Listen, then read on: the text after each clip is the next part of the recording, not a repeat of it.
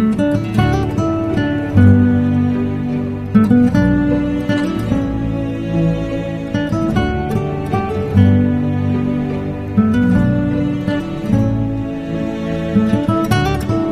dear students, welcome to the second lecture of the leadership. The first lecture we discussed the theme, what is leadership? And the leadership means it's a process of instructing, inspiring your subordinate for the better performance. That's the leadership. Okay, and we're discussing what are the important styles of leadership. There are different styles of leadership. There's autocratic style, free rein style, participating style, and the paternalistic and charismatic style, and discussing the different styles of the leadership. Okay, and once again, what do you mean by the term is leadership? What is leadership? The leadership is like an art of motivating your people for achieving the organization goal. The term is known as your the leadership. It's instructing, inspiring your subordinate for the better performance. The term is known as your the leadership. And the different styles of leadership. The leadership have the different style. The first one is the autocratic style of leadership. The first one is authority, and that's the autocratic style of leadership. And second one is a free rein style of leadership. That's a free, laissez-faire attitude. That means a freedom to the employees. And third one is a participative style of leadership. Third one is a participative style. And fourth one is a paternalistic style, the fatherly relationship. That's the paternalistic. And fifth one is a charismatic style of leadership. These are different styles of the leadership. Okay, let us discuss one by one. The first one is the autocratic style of leadership. The autocratic means it's like a authoritarian style of leadership. The leader possesses authoritarian style, and he feels that he is the topmost authority, and everything is there on control. He feels that everything is his own control. The attitude is known as the authoritarian style of leadership. It's the autocratic style. That means I am in control. Leader believes that I am in control and every decision taken by him. So the style of leadership is known as the autocratic style of leadership. Okay, and it's a leadership style characterized by the individual control over all decisions and little input from the group members. That means he is take the entire decision for the organization and never considering the any ideas or decision from the group members. So he is almost right of the decisions. That is authoritarian style. So the style of the leadership is known as the autocratic or the authoritarian style of the leadership. That's the first one. This is autocratic, that is the authoritarian style. This individual is control the overall decision. Here the leader is controlling the overall decisions and little input from the group member. Otherwise they are not considering the group members or considering the little inputs. Okay, the style is known as the autocratic style of leadership. And here there is a three format of the autocratic style. One is a strict autocrat, another one is a benevolent autocrat, and third one is a manipulative autocrat. So these are the three important styles of the autocrat. And first one, strict autocrat, and he follow autocratic style very strict sense. The leader is very strict in this style of leadership. That is a strict autocrat. He influences subordinate through the negative motivations.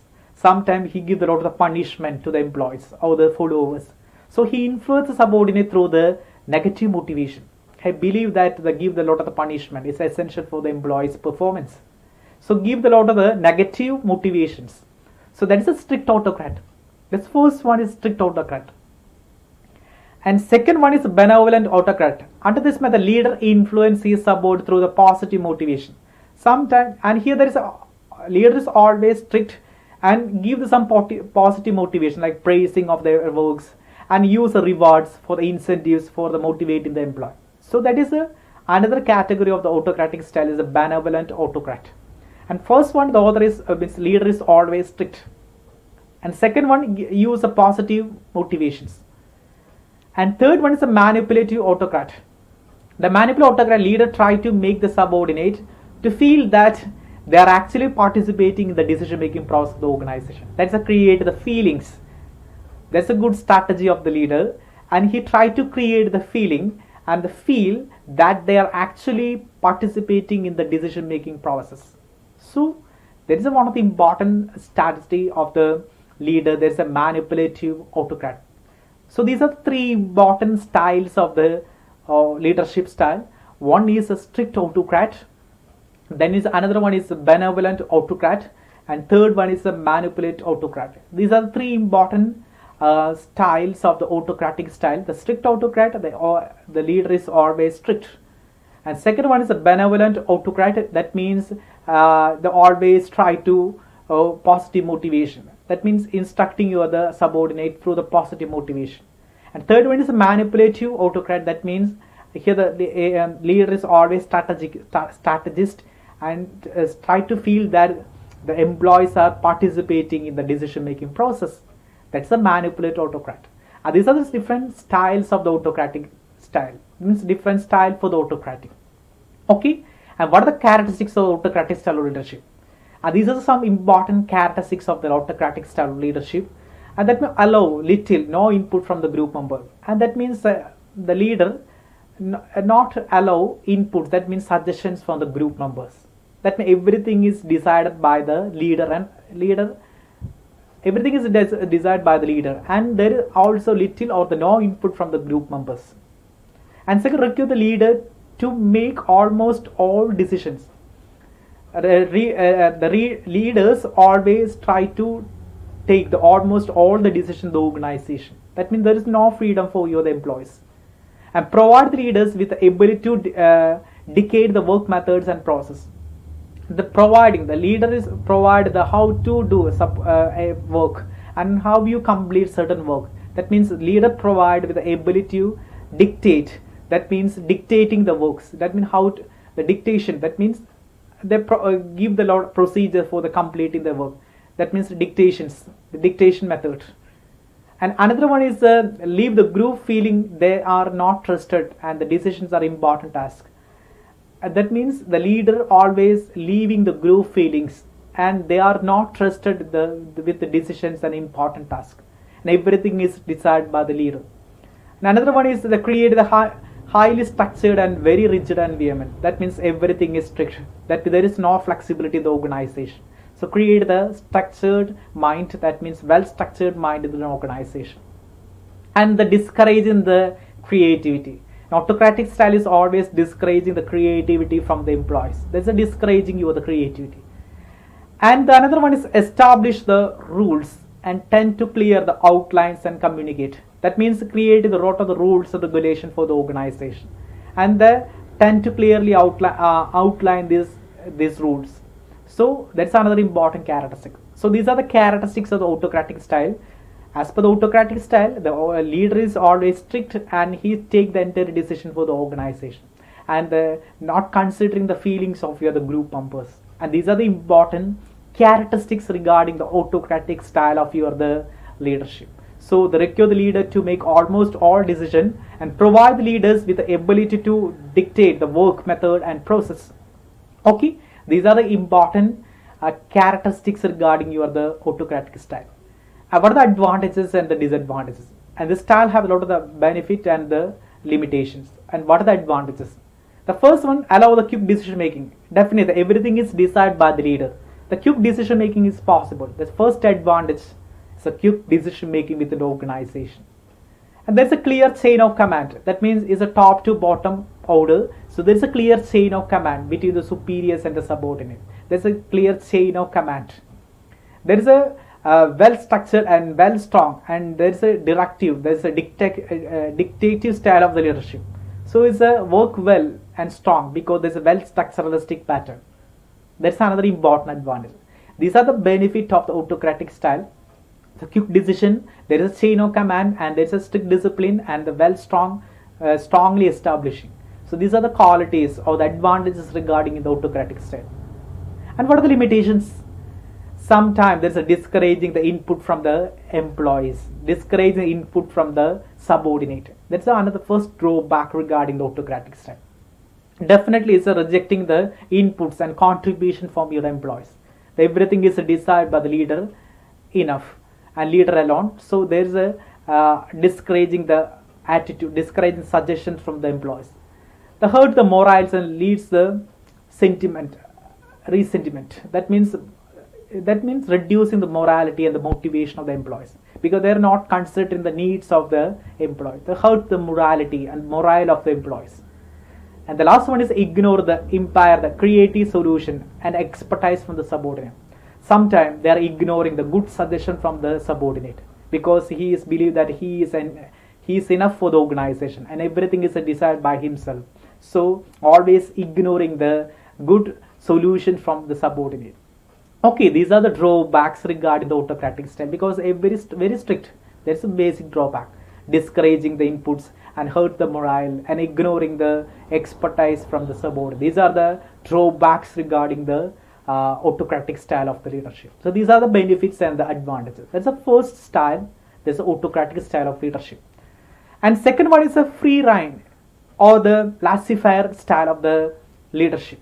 There's a free rein, there's a laissez-faire. That means here leader give the full freedom to subordinate to act their own works. The term is a free. So the leader is giving the full freedom to the employee performing their work. This style of the leadership is known as the laissez-faire or the free rein style of the leadership. That is the laissez-faire or the free rein style of the leadership. Okay, so and free rein style of leadership is called the laissez-faire style of the leadership. And under this style, and there is a leader is giving the full freedom to the employees, you are the group members, to make the decisions. The freedom is very important as per this method. A leader is giving the lot of the freedom to the employees, so considering the feelings and give the lot of the freedom. So that is a second category of the style of leadership. That is a free rein or the laissez-faire style of the leadership. So giving the freedom to subordinate to act their own. So that is the second one. And what are the advantages and the limitations regarding the free rein style of leadership? The advantage of one of the first advantage is very little guidance from the leaders, because there is employees have the freedoms, subordinates have the freedom. So very little guidance from the leaders. And second, complete freedom from the followers to make the decision. A leader give the total freedom to subordinate to perform the works. So that is one of the important advantages, the complete freedom given to followers to make the decisions. The freedom is enjoy your workers whenever they're working in an organization. So it's a one important benefit. And third one, leader provide the tools and resources needed. The leader give the necessary resources for the performing your subordinates. So give the lot of the freedom and give the lot of the resources for the improving their performance. And fourth one, group members are expected to solve the problems their own. There is a groupism. That means group members are expected to solve the problem their own. That means freedom is enjoyed by you, the group members. That's another important advantage. These are the benefits of the free rein style of leadership. The very little guidance and the complete freedom. A leader provide the tools and resources needed. Group members are expected to solve the problems their own. These are the benefits regarding you, the free rein style or the laissez-faire style of the leadership. And what are drawbacks? Sometimes certain drawbacks are associated with this style of leadership. And what are the drawbacks? The first drawback, not ideal in situation where the group members have the lack of the knowledge. Some situation, you are the group members, you have the lack of knowledge and lack of experience and complete a task to make decisions. They are not complete certain tasks. So the inefficiency of the group members definitely reflect your the organization. The lack of the knowledge, the lack of the experience, members are in your group, definitely your the decisions will adversely affect your the organization. That's the first drawback. That means the lack of knowledge and lack of experience of your the group members. And some pupils are not good at setting their own deadlines. Sometimes certain employees give the freedom, but certain employees are the lazy attitude. That means they are not working for the organization, and this will be affecting you the organization. So that's one of the another drawback. That's their own project and solving the problem their own. That means the employees are not good in setting their own deadlines. That's another drawbacks regarding the style of leadership. And lack of the feedback. Sometimes the leader is give the freedom, and leader always believe your subordinate, and leader is not giving the right feedback, and this will be negatively affecting the style of leadership. There is a miscommunication is possible. There's chance for the miscommunication among the managers and the group members. So this miscommunication is negatively affecting the style of the leadership. These are the drawbacks regarding the free rein style of the leadership. There is a lack of the knowledge and experience of the group members, and some people are not good in setting their own deadline. There is a lack of the feedbacks and miscommunication among the group members and the managers. These are the drawbacks regarding the style of the leadership. And what is a free rein? That means the leader give the total freedom to subordinate to work there, to act thereon. That style of leadership is known as the free rein style of the leadership. Okay, and the third one is a participative style of leadership. This third category of leadership is a participative style of leadership. The participative style of leadership means the leadership in which all members of the organization work together to make the decision. That means here the decision making freedom. The employees have the freedom for the decision making. The major decisions are taken within the organization with all over the communication. The style of leadership which all members of the organization work together. They are working together. They are taking the responsibility equally, and they work together for achieving the organization objective. To work together to make a decision. The style of this leadership is known as the participative. So also known as the democratic style of leadership. So democratic. Then American countries are also believe the participative style of leadership. And in India, a lot of the firms like Siemens and the Genpact, a lot of the multinational companies are performing in India, and they feel that the participative style of leadership is enough for the organization. That means which all members of organization work together to make the decisions. They are working together and take the decision. There is a democratic style of leadership. And what are steps for this participative style? Listen, the first one discuss as a group. The first, the manager, so the leader who oversee the process, leader facilitate that there's a proper discussion is essential. Before deciding a single fact, you must be discussed in a group. First was discuss as a group. Everything as a discuss a group. And second, provide the information. After that, leader is sharing their information and they make the decision as a whole group. So as a discussion is very important. After in this discussion, a leader providing certain information. That's a providing the information and sharing of idea, and the group share the idea about solve the problem. And simultaneously, group members are sharing their own idea how to solve the problem. The leader is sharing their own opinion, and after that, the group's members are sharing their own opinions. And fourth one, process an idea, and after that, processing this idea and which one is better. The leader summarize the information idea of the group. So he is summarizing the entire information from the group. There's a process an idea and the information. And the fifth step is the make a decision. And after that, making a decision. Make decision based on the information idea presented. So the decision is based on the information and ideas and presented. And last one is implementing the decision. All members of organization are implementing the decision. So it's a collective effort. It's a collective effort. This is the steps for participative style leadership. As a discussing in a group. The first discuss as a group. The first you frame a group and provide the information. Leaders provide the information and members sharing their own idea and process the idea and information and make the decision and implementing the decision. This is style for the participative. Steps for the participative style of the leadership. This is like a democratic style of the leadership. Okay, what are the advantages of the participative style of leadership? Suppose you are practicing the participative style. What are the advantages? So definitely is a boost the morale, motivation and morale of your employees. It's increasing the motivation and morale of your employees. A collective thinking, because group members are give the necessary suggestion. So there is a collective thinking is happened in the style of the leadership. Then employee retentions. So it can be reduced labor turnover and can be retained the employees within organization with help of the style of leadership. It's employee retention. And unity, that means create the good atmosphere and unity of works. And independence, So there is create the feeling that everyone is independent and they can contribute the better decision for the organization, better view for the organization. So these are the advantages regarding the participative style of leadership. Boosts the morale of the employees, collective thinking, employee retentions, unity and independence. These are the different advantages regarding the participative style of leadership.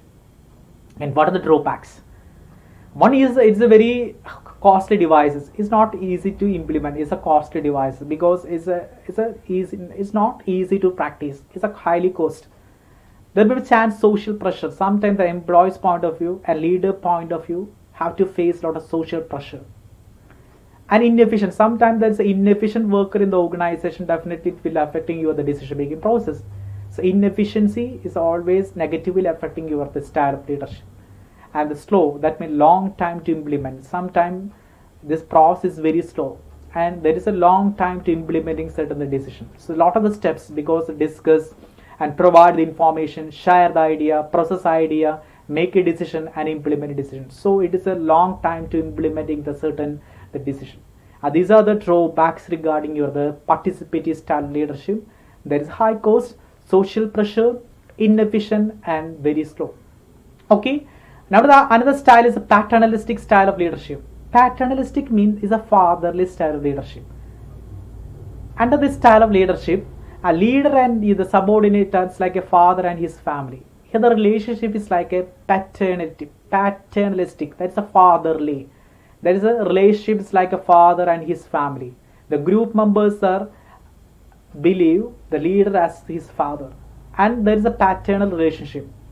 The relationship between the leader and his group same as the relationship between the father and his family. So the fatherly relationships are existing in the organization. The style of leadership is not a paternalistic style. Because the followers are always following because he is the father. And in the family, the children are following the father because father is a very experienced person. A successful paternalistic leader think about a big picture and consider how every decision will affect his family.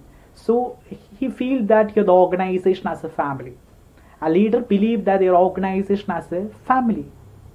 So paternal leader value education, social skill, and often go out their way to provide the employee with opportunities for improving the business and interpersonal skills. So it's a very important element. So here the father attitude is developed in this style of leadership. Definitely it will be positive for the organization. So the style of leadership is known as a paternalistic style of leadership. The leader behave like that a father behave in a family. So there is a relationships like the father and his family members. So definitely he can achieve a lot of the elements within an organization. So this style is known as the paternalistic style of the leadership. Okay. And after the last one is a charismatic style of leadership. What is the charisma? Charisma is processed by a person attracting the number of people towards him. How a person attracted the number of person towards him. The style is known as a charisma. The style of leadership is known as a charismatic leadership. A lot of the examples, Mother Teresa, Pope John Paul, a lot of the examples, the Mahatma Gandhi, Che Guevara, a lot of the leaders, Yasser Arafat, Nelson Mandela, a lot of the leaders because of charismatic style.